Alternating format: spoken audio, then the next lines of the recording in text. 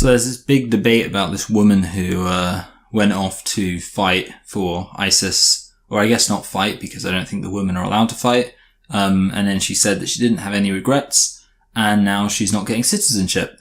And it's very obvious what the solution to the problem is. Everyone's kind of like having this weird conversation where it's like having this debate as if there's even a debate, as if like the minute you actually think about this rationally, the obvious solution appears. Everyone's saying things like, oh, well, I don't want her to be in this country. I don't want her to go unpunished. But at the same time, if you can just strip somebody of their citizenship, that's really bad. And the solution is obvious.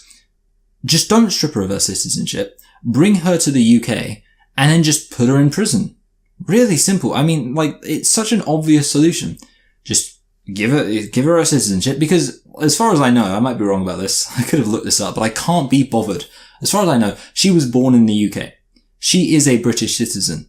And therefore, just treat her like any other criminal. She did something wrong, joined an international terrorist group, and now she needs to be punished for that and sent to prison. And I see these people and they're like, oh, well, if she was going to lose her citizenship, then there'd need to be this kind of, high court appeal with this very, very special judges looking at it and all this kind of stuff. And I'm thinking, why are you even having this conversation? Just don't take her citizenship away. Like, it's a very obvious thing to not do. Just let her keep her citizenship and then send her to prison. Like, there really aren't even like two sides in this debate. It's not like it's, do we take away her citizenship or do we leave her unpunished? Those aren't the two options. Those two options are just stupid options. Leaving her unpunished is stupid because, she's an awful person. As far as I'm concerned, anyone who ever joined ISIS, remorse or not, should be in prison unless they were taken by parents. If they were taken by an older guardian, I think that's okay. I'm not suggesting like 3-year-olds should be in prison.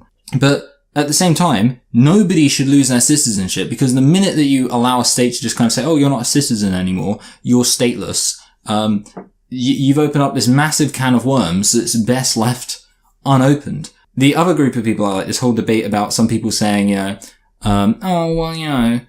she probably isn't actually remorseless. Like, people are saying like, oh yeah, the only reason why she hasn't condemned ISIS is because, she's still in Iraq, so she's scared that ISIS might find her. And it's kind of funny to me because it's like, she belongs to this religion, which says that you need to subjugate those who don't agree with that religion, which says things like, you need to beat women. If your wife doesn't sleep with you, you're allowed to rape her. The prophet of the religion said he was made victorious through terror. When you look at the early history of this religion, it was just a bunch of people, fighting each other, murdering each other. The enduring schism of the religion between Shias and Sunnis is basically just a massive blood feud. And everyone's like, well, why would somebody raised to believe in these things? Why would they go to fight for ISIS? Maybe because ISIS is like the actual perfection of Islamic ideology. Actually, no, that's not true. It's got some places where it is in fact worse than, traditional Islamic ideology. Not in most places. The sex slaves, they're fine in Islam.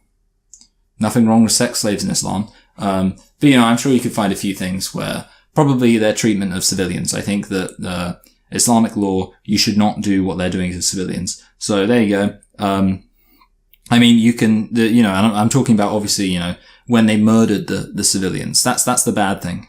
When they take the civilians as sex slaves, that's not a problem at all, because that's what Muhammad did. But yeah, so basically there's loads of people being like, why would she do this?